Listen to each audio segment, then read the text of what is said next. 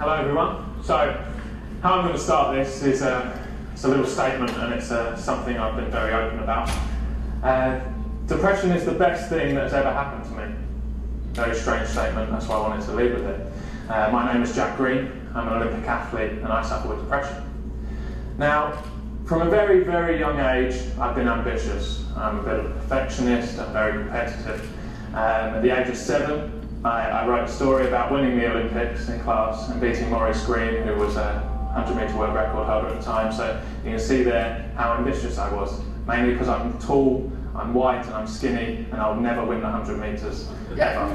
That was the main ambition problem. So that's kind of always been my mindset. And in my sport, and in sport in general, sport is very black and white. You know, you win or you lose. In my sport especially, and with the mindset that I had and still have elements of, even coming second is a failure. You know, you're not winning. That's not good. And I had many times I'd win races, I'd run very well, and that was a failure. That's where my issue was. With that in mind, and with that mindset, by the age of 20, I had represented my country at the Olympic Games. I finished 4th in that Olympic Games in the relay, and I was a semi-finalist in the 400-metre hurdles, all by the age of 20. I was European U23 Champion, I've been to a World Championship, and I was ranked 11th in the world. You know, for someone who's 20, that's a fantastic achievement, but I didn't see it like that. And because of that mindset and the way I viewed my success, by the age of 21, I suffered with depression. I was diagnosed with depression. And that's when depression became the worst thing that's ever happened to me. As much as I say it's the best, it's very much the worst thing as well. So, during that time, I was very suicidal, and it's something I'm very open about. You know, the last thing I wanted to do was run around a track. I didn't want to live, so running around the track was very difficult for me. So, I took a break from my sport in at the end of 2013. For the whole of 2014, I decided to get out of that high pressure environment and kind of learn about myself. I went professional at the age of 18, so I never really had a normal life as such. So I left the sport, and that's when depression became the best thing that's ever happened to me. Very strangely. I never thought I'd be standing up here saying, yeah, depression was great. It's really fun. With elements of it hung up. In that time, I lived with my best friend. I lived with him and his family, a lovely family, and he has a daughter who's now 2, and I'm very, very lucky to be her godfather. And in that time I lived with them. I have a small family, so it was great for me to extend my family. And she's too young to ever know this, and you know, I'll tell her when she's older, but she was the main reason I found myself. I stayed there every day. You know, I'd be there in the mornings with her, and she was always happy, which baffled me because I was success dependent. I had to win stuff to be happy. Now, the problem with being success dependent is when you're an ambitious person anyway, like myself, every time you achieve something, even if it was a dream, for me, going to the Olympics was obviously a dream from the age of 7. But that had become an issue because every time I achieved something, I moved the goalpost. No, that wasn't good enough. No, I want more. Right, if I can make the Olympics, then I should be winning the Olympics. And that was, you know, pretty deluded for a kid, but that's how I worked, and it did help me to an element. So she taught me a lot. No one was going up to her and going, hey, little Elsie, well, you're a really good runner. Why don't you put on some shoes and we'll give you some money? And here's a medal. Oh, you're happy now. No one did that. She was just happy. So she taught me a lot, taught me not to be success dependent. I could stand here and go through the doom and gloom of depression, but I'm not going to do that because I just about made it through, and I think it's important to kind of tell the story I learned and the things I've learned from depression and how I got through that. So one of those things was my mindset, as I've said. There's lots of my mindset that was very, very good that's allowed me to become the athlete that I have. And it wasn't this part of changing my mindset, it was merely altering it. Through that, there was goals. My goal, how I used to work was, right, I'm going to be Olympic champion. I still believe that. I still believe it's going to happen. I know I have the ability to do so. But I used to go, right, I'm going to be Olympic champion. I'm going to just jump up there. I'm going to get it. Oh, I have to have some steps. No, I don't want steps up to that. I have to do this first. So that's part of what I do now. I have lots of little goals. I have steps to the top of the ladder. And that's something I really struggled with before. The other really strange thing about when I was happiest in more recent times, when I wasn't running, was that I didn't even have the choice of running. I made a mini comeback, I started doing a little bit of training, and I found out I fractured my back. And I had to have 6 months of doing absolutely nothing. I even had to monitor how much I walked. I was in a back brace. But I was the happiest I've been in God knows how long. So I found that very strange, but it also taught me a lot. Another part of this is realism. Because of my ambition, I believed I was on this, this straight journey to the top, and I was meant to be down there. I know I can be the best, so I'm just going to get there, it's fine. So then the best thing that, I worked with a psychiatrist when I wasn't very well, and he taught me life isn't fair, and bad things happen. And as soon as I learned that, and I didn't take anything personally, I was able to move on. There were things that I couldn't control, but I'd always tried to control, and that was a big step forward for me. Other things. Now this is something that is more recent. Demons, head demons. We've all had them. When times are tough, you have these little guys in your head, and they go, "Oh, let's throw some negative stuff at you." Yeah. I have loads of them, and they're really big and they're strong, and they drive me nuts. So, in life, how do we control our demons? So for me, in general life, I mainly use breathing, and this is something that a lot of people use for anxiety, and I feel really helps me. Breathe in through your nose, and then out through your mouth.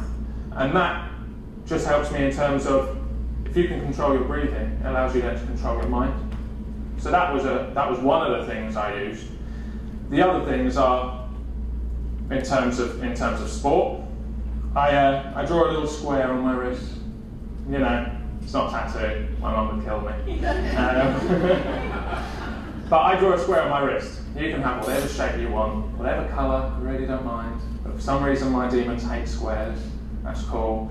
And whenever I'm doing a tough session, I do the 400 metre hurdles, as was said earlier. If depression had a track and field event, it would be the 400 metre hurdles.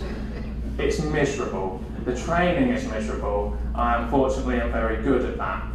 I'd much rather, as I said, I'd much rather be a 100 metre runner, but I don't have that option. So when I'm doing hard sessions and pushing my body to the limit, it's always my mind that would let me down. So I use this square, and every time I see this square, I give it some meaning. So my square stands for everything I want to achieve. I want to be the best. I know that I have to, if I can take it, I can make it. A quote from one of my favourite books, Unbroken. And that reminds me of that. And it reminds me of all those people who have been there for me and supported me. I have a great family, I have great friends, and they were great. And the fact that, and when we're going back to success dependent, when I wasn't running, when I wasn't winning things, they were still there for me. And that was something that I learned.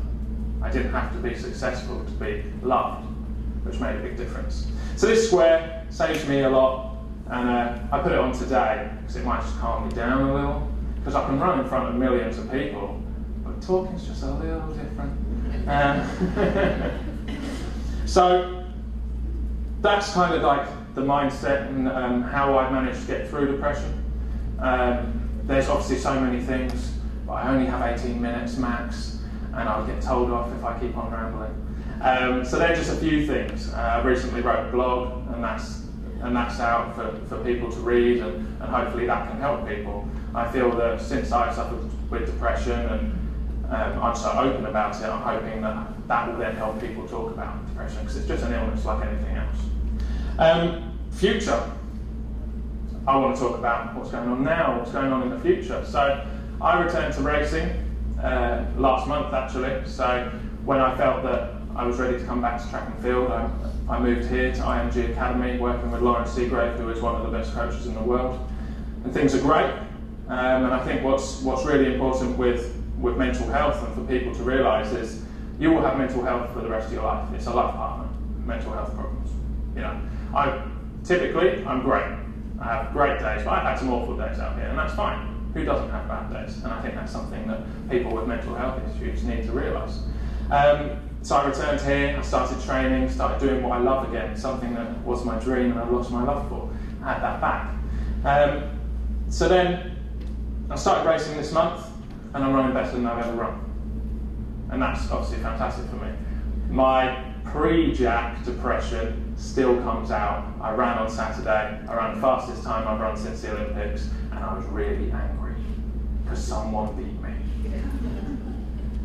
He was Irish, which made a big difference, because if he was from another country, I probably would have been alright, but having an Irish guy beat me was not fun. Never been beaten by an Irish guy, first for everything. And so I've done 3 races, and I've been selected to represent Great Britain next month in the World Relay Championship. That's a major championship, something that, thank you.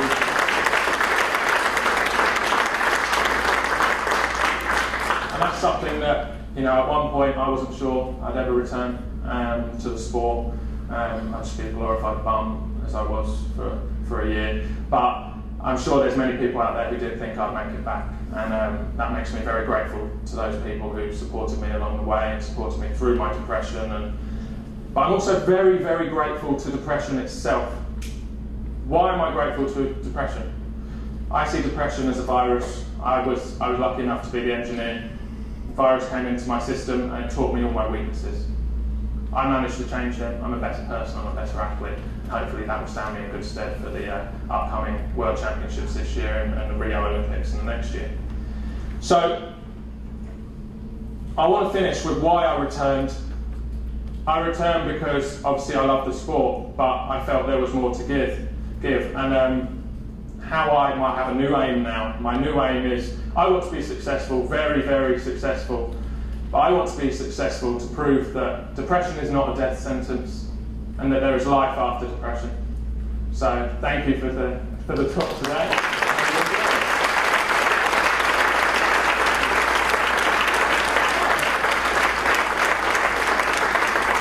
So that was one of the months. So when the Olympics was very much a trigger for me. This isn't part of the speech. It's just I saw a picture, so I talk. The Olympics were a trigger for me. I expected to go in and win the Olympics. I had no right to win the Olympics, but I expected it. And in the hurdles semi-final, I hit a hurdle and I fell. That was my reaction. That wasn't a good reaction. I threw a hurdle and then did that. And that kind of shows my passion and what. So the race of the weekend where an Irish guy beat me, kind of did that. But it's okay, because that destroyed me last time. This time I use it to bring me forward. So, just an extra bit.